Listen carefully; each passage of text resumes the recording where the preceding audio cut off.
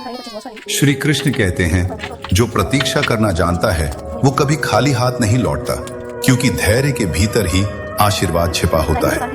आज यदि तुम्हें कुछ नहीं मिला तो निराश मत होना। शायद तुम किसी और बड़े लक्ष्य के लिए तैयार हो रहे हो।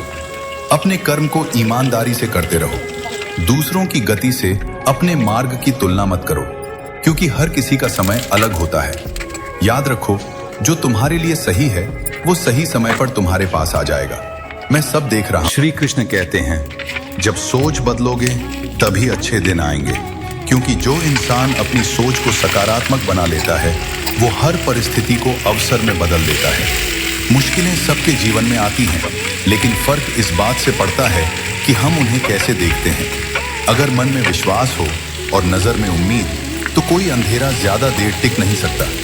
याद रखो, परिवर्तन हमेशा अंदर से शुरू।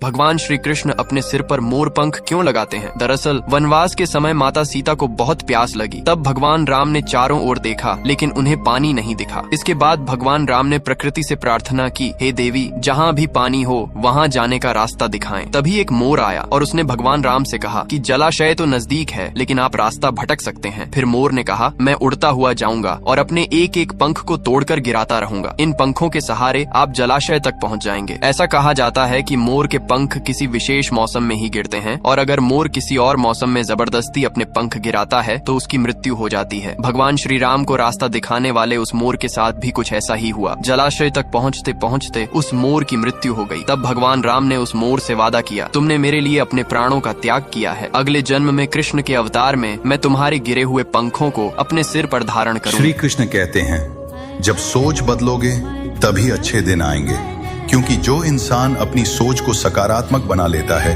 वो हर परिस्थिति को अवसर में बदल देता है। मुश्किलें सबके जीवन में आती हैं, लेकिन फर्क इस बात से पड़ता है कि हम उन्हें कैसे देखते हैं। अगर मन में विश्वास हो और नजर में उम्मीद, तो कोई अंधेरा ज्यादा देर टिक नहीं सकता। याद रखो, परिवर्तन हमेशा अंदर से शुरू।